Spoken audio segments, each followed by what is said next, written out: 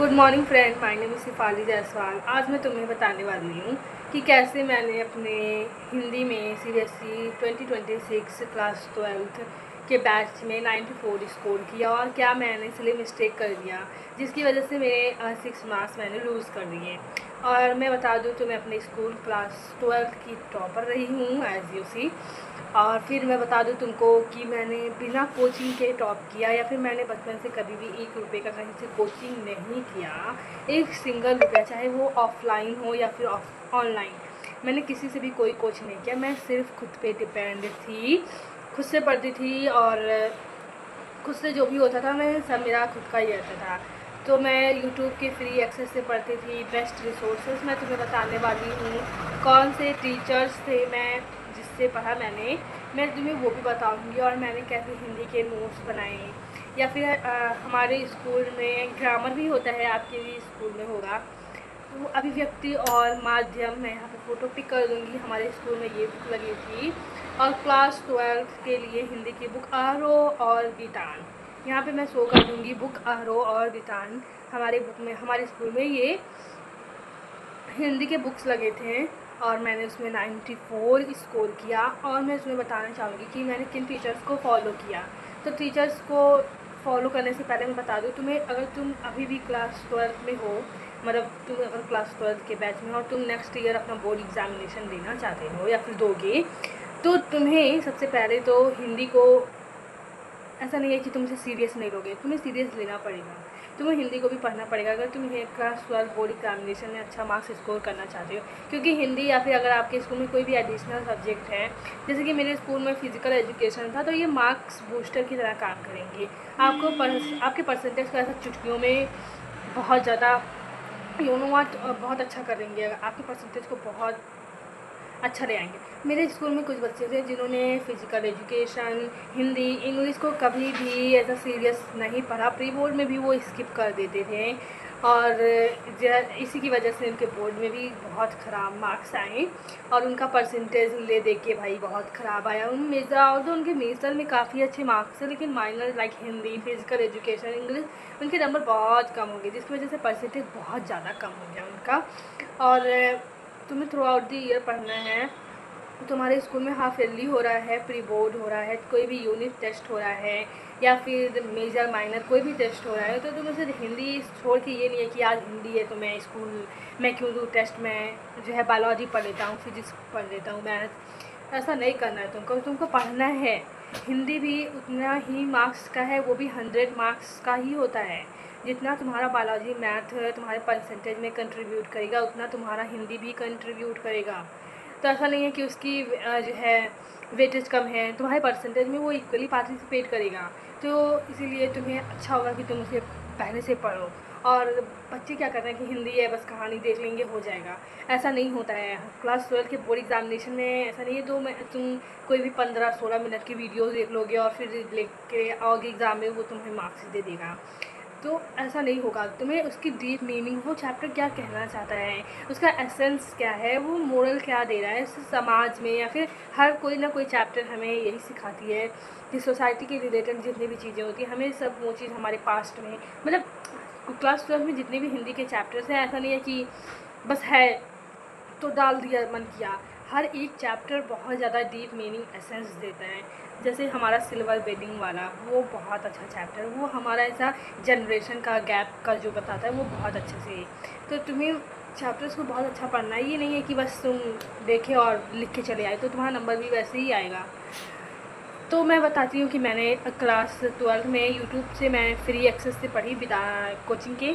तो तुम्हें बताऊँगी कि मैं कहाँ से, कौन से टीचर से यूट्यूब से पढ़ा। मैं टोटली डिपेंडेंट थी यूट्यूब पे, कोई भी टीचर्स मैं ऐसे नहीं फॉलो करती। मैं तुम्हें बताऊँगी कि किन टीचर्स को मैंने फ़ॉलो किया और जिसकी वजह से तुम फॉलो करके मुझसे अच्छा मार्क्स स्कोर कर सकती हो।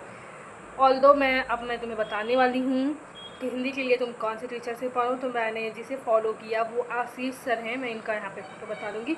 वो पोएम को बहुत ज़्यादा डीप मीनिंग में समझाते हैं। You know what deep meaning, ये मतलब उसका एसेंस समझा देंगे तुम्हें कि कैसे, मतलब वो पोएम एक्चुअली कहना क्या चाहता है, वो तुम्हें बताएंगे, जो कि हमारे बोर्ड एग्जामिनेशन में भी पूछा जाता है।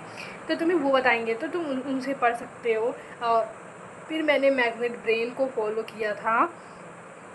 रूपाली मैम, मैं यहाँ पे फ़ोटो दिखा दूँगी। रूपाली मैम भी बहुत अच्छा पढ़ाती हैं, मैंने उनसे पढ़ा था। और एटलीस्ट तुम हिंदी के 1 to 2 टाइम्स तो रीडिंग लगा ही लो।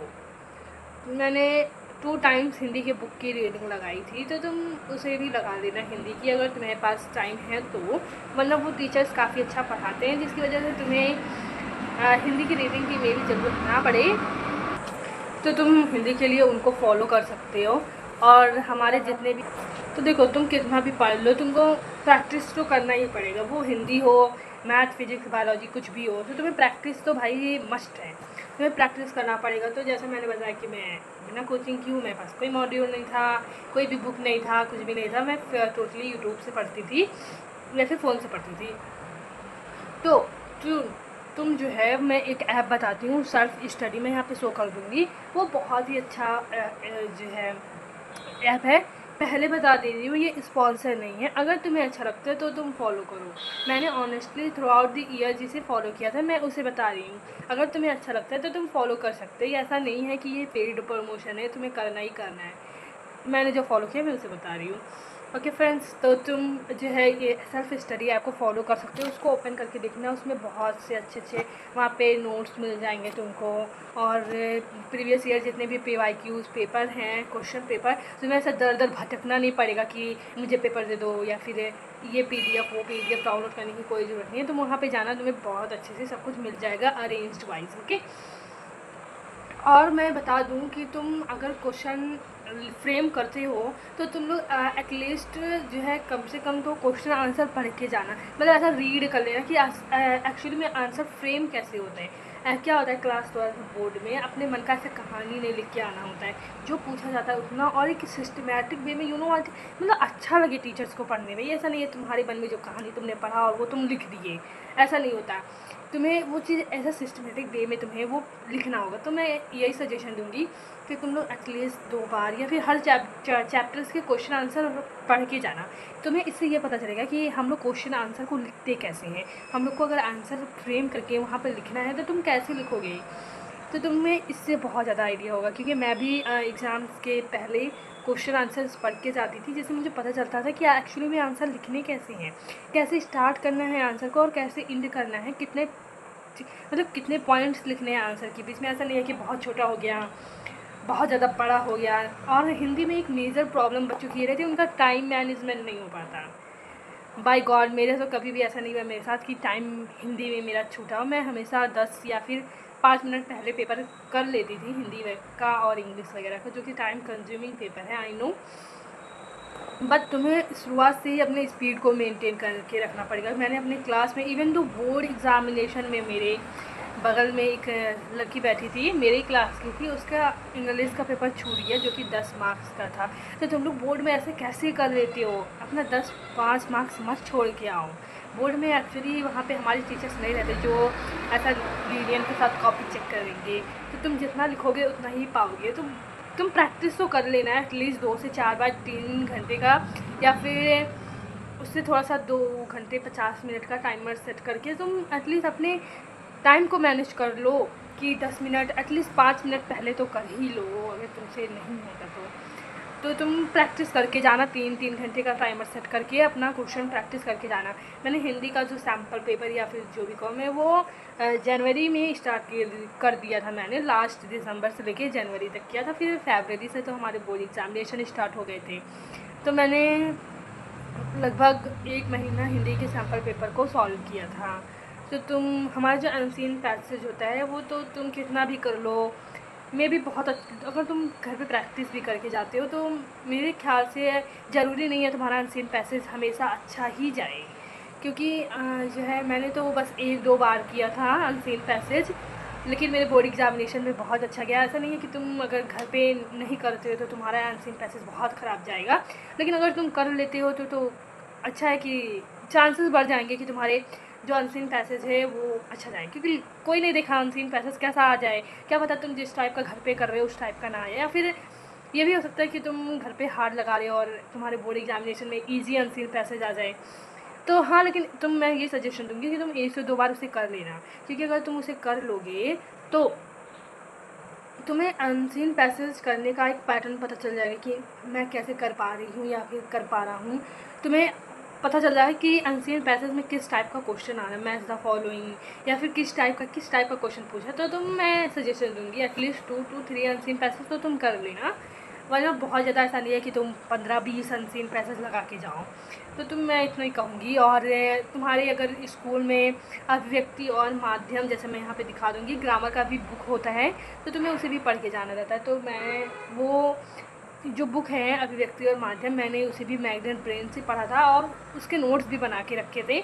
हिंदी के मैंने उसमें नोट्स बनाए थे, और जो हमारी कहानियाँ होती हैं मैं उसमें दोनों बात शॉर्ट पॉइंट्स लिख लेती थी। मतलब एक पेज में मेरा पूरा कहानी आ जाता था, जिसमें मेन पॉइंट्स है, आखिर ये एसेंस क्या है, ये सब चीज़ें तुम्हें पॉइंट टू पॉइंट अपना लिख लेना, ताकि लास्ट में तुम वो आंसर जब फ्रेम करो तो उसको उसमें डाल सको।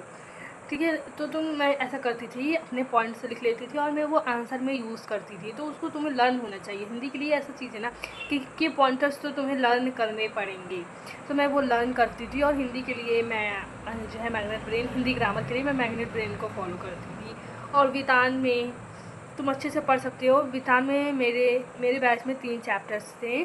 तो सिल्वर बेडिंग था, और जो एक लास्ट वाला चैप्टर था अतीत में दबे पाँव, वो मतलब बच्चों को ना ख़राब चैप्टर लगता था। ऑल्दो बहुत अच्छा चैप्टर, में थोड़ा सा हिस्ट्री से रिलेटेड है, और उसमें चीज़ें याद करने वाली बहुत ज़्यादा हैं, तो इंसान उसे छोड़ देता है।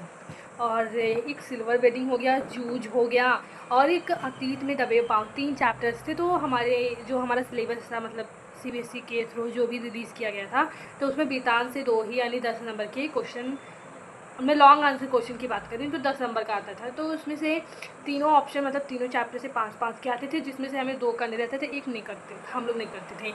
तो मैंने उसमें क्या किया था, जो अतीत के दबे पाँव था उसे बस एक बार पढ़ लिया था, और मैंने उसे बोर्ड के लिए नहीं रेडी किया था।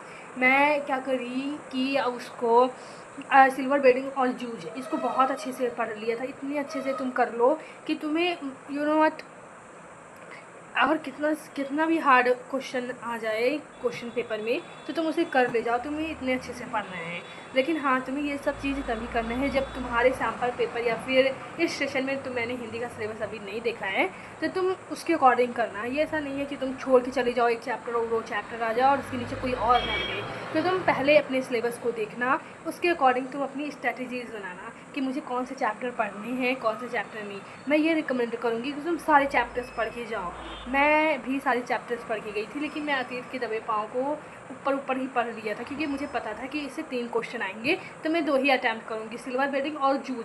तो मैंने 2 ही क्वेश्चन उससे अटैम्प्ट किए, जो कि हमें एक छोड़ना रहता और में होता, तो मैंने अतीत में दबे पाँव छोड़ा।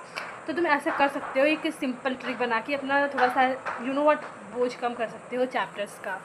तो बस फ्रेंड्स, ये छोटी छोटी सिंपल ट्रिक है जिसकी वजह से तुम बहुत अच्छा स्कोर करोगे अगर अप्लाई करते हो। मैं फिर से बता देती हूँ, कभी भी हिंदी को मत इग्नोर करना।